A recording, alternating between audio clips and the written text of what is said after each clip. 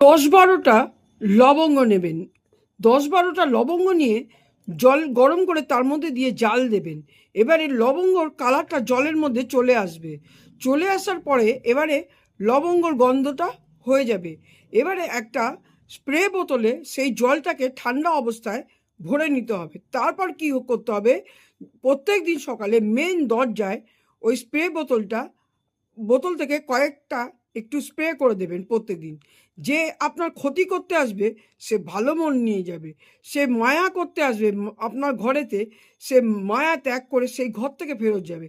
যে আপনার ক্ষতি করতে আসবে সে ক্ষতি ছেড়ে দিয়ে তার মন ভালো হয়ে আপনার ঘর থেকে যাবে এবং আপনার ঘরে কোনো নেগেটিভ জিনিস আপনার ঘরের মধ্যে প্রবেশ করতে পারবে না।